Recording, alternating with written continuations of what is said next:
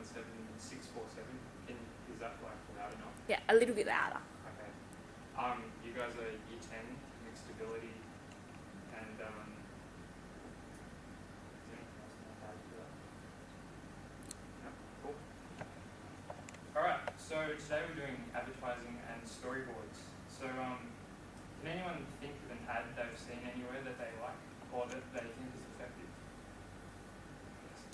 The Boost chocolate ad where they have the guy roller skating and then the two hot babes pick him up on a truck and then take him away or vice versa. So why do you think that is effective? I don't know, it was really groovy and funny and stupid, I don't know. So you think comedy is a good technique to use for advertisers? Yeah, definitely. There's so many boring ads that you don't even pay attention to, they don't even register, whereas that for some reason, maybe because it was sending something up, was like a bit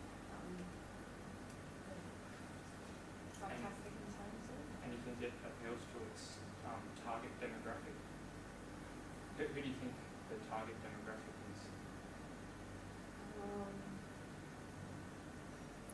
Young people, kind of 16 to late 20 bracket, who will be aware of like cultural references, making. Do you think it might marginalise people who maybe don't get those cultural references? Yes. So maybe it wouldn't be effective outside of that. Yeah. Anyone else? Like to, yes, yeah?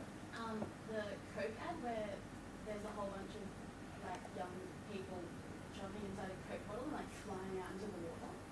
Yeah, I like that one. That's a good ad. It just makes it seem like drink Coke and you have so much fun and we're flying. Okay.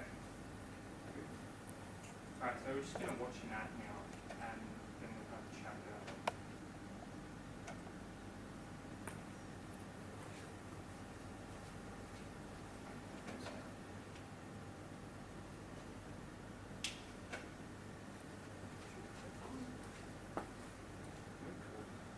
What was Sarah Paul's? Can't wait to get away from it. Daniel Reed, Z3217647. You guys are Year 10 English, mixed ability. Okay, so today we're doing advertising and storyboards. Can anyone think of an ad that they've seen anywhere that they like? Sarah? The Mentos app where he eats one of the lollies and his nipples grow and like dances. Okay. So why do you think that's effective? Well, it's humorous and yeah, it's pretty much it. So appealing to their target audience, do you think maybe young people would like that? Yeah, definitely. Do you think young people go for comedy more than older people maybe? Yeah, I think that older people would find that funny. I think that it was It's almost like toilet humor, I guess. Like dancing nipples. It's kind of immature but funny because it's immature. So yeah, young Well, people would definitely like that.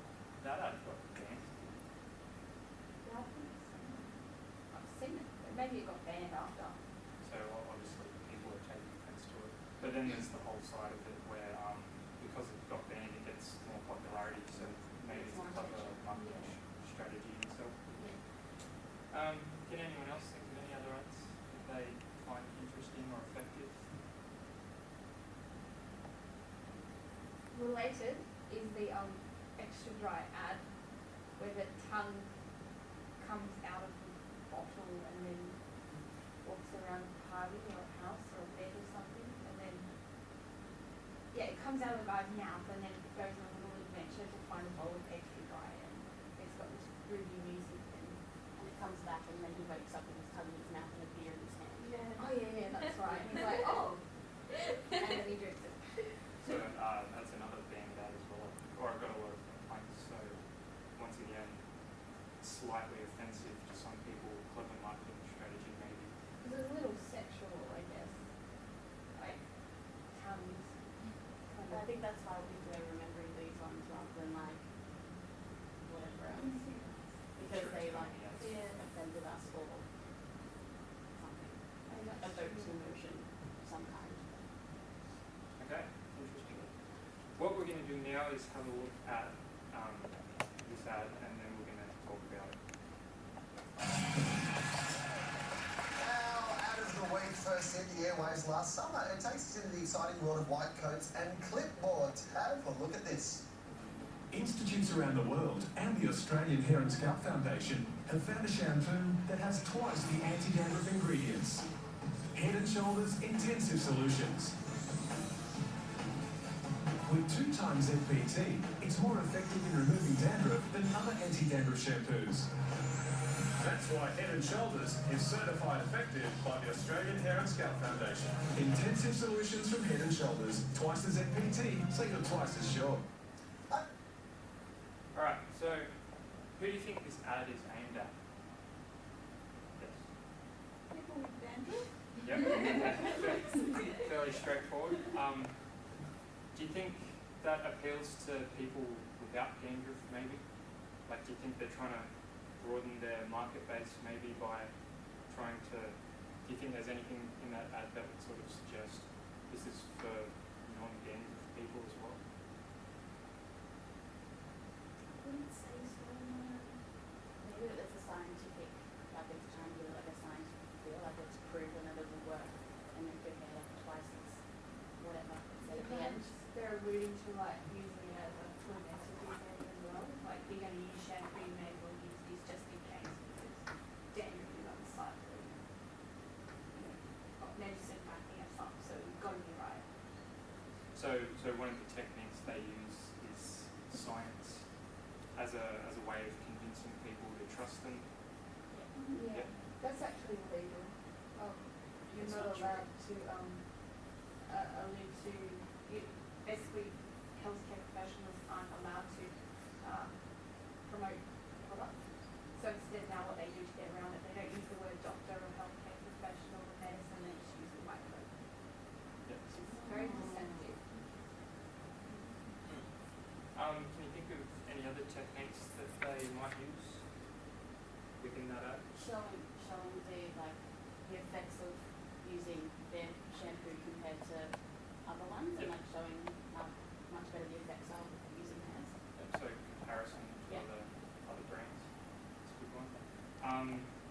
Maybe think about colour as well. Like a lot of that's sort of associated with science, but a lot of the images in there are very like white, sterile, and that sort of lends to that feel of credibility of being scientific and stuff. So it's another thing to think about. And the design of the ad with like how you're talking about colour, also the shape. There are a lot of kind of geometric, smooth, clean images that I guess make it seem professional. Yep. We associate those kinds of design with professionalism rather than it being like a nerdy or chaotic kind of scene. And that's actually associated with something called semiotics, but we'll let these guys talk about it in a sec. So do you think this ad's effective? Yep. Certainly would appeal to people with dandruff. How else would you talk about an anti-dandruff shampoo? Without it being scientific, how they have Okay. Well, we'll let the professionals talk about it now. So. Okay, let's just wind that tape back a little. 2 times ZPT. Now, I love a miracle ingredient as much as the next sucker, but I've got no idea what ZPT is. Russell, does that matter, or will the ad be more effective because I don't know? Head and Shoulders is a product that works for people with dandruff. And they're highly likely to know what ZPT is, in that they may well read the ingredient and then shout. And if it's going to have twice as much, then they're going to think that's twice as good and it's going to work. It's the active ingredient. The reason they use science, or refer to science in the ad, is because most people think of dandruff as a disease or a medical condition as opposed to a beauty problem. So they use a lot of science to give it some credibility and authority. People need to know that it's not just shampoo. There has to be something in it. which is the reason to believe. Yeah, but it's the reason to believe, isn't it? If that's in that ad now with less ZBT, we'd be like, oh, awesome, it's got less ZBT. No, we wouldn't. Well, let's have a look at the Australian Hair and Scalp Foundation office then. Okay. Now, there are 2 staircases to the same floor, which is a little weird, and they make the shape of a cross. Now, Tom, is this a vaguely subliminal attempt to reinforce the 2 times message? Do ads actually go to this sort of length? One of the research techniques used in advertising now has become really, really popular is the study of signs and symbols because it's a visual shorthand. So it's called semiotics actually, but to use that in this case, you would, a doctor's title immediately triggers exactly what this is, it triggers credibility, white lab coats, purity, sterile, clipboards, all of these things are all part of visual shorthand. You can say a lot in 30 seconds without by just showing these things. I think this whole, subliminal thing is just a myth, drink Coke, because if we did have music... Okay. So, why do you think I showed you that second video? Yes. To understand the ad more and its purpose. Yep, well that's straightforward as well. Another reason, just to see how, to model like a discussion of the sort of issues that are associated with advertising. So they're sort of breaking it down and having a look at it scene by scene. So it's a handy way of having a look at that. Is there anything that they picked up on that you want to comment on? I didn't notice the X. Oh, That was it flashed by quick. Yeah, I didn't really notice that. But when they pointed it out, it's true how it does like promote the sign the more was it ZPT that I was talking about? Yeah. So yeah, but that was pretty clever. It's interesting how, because we usually just see an ad once, quick, it's over in 30 seconds. We don't really think about it because it was so quick and sudden. So we take up the messages straight away because we're not actually studying it. But then to see it a second time, I know that we didn't watch it twice, but we essentially did because they just deconstructed it then. It's interesting how differently you perceive it the second time round. I think it's interesting, like, I don't really think into ads very much, but the people who make them put so much thought into, like, convincing us that their product or whatever it is, like, so much thought goes into,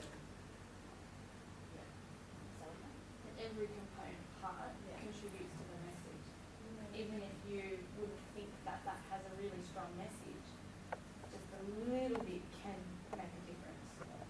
Like, X, Z at the back. Yeah. So it's everything's sort of subliminally working up to something, and depending on how much effort they want to put into the ad, how much money's being spent on it, how clever they're being about it. Okay. Cool. Okay. I'm going to hand something out here. It's a storyboard. Pass the drink.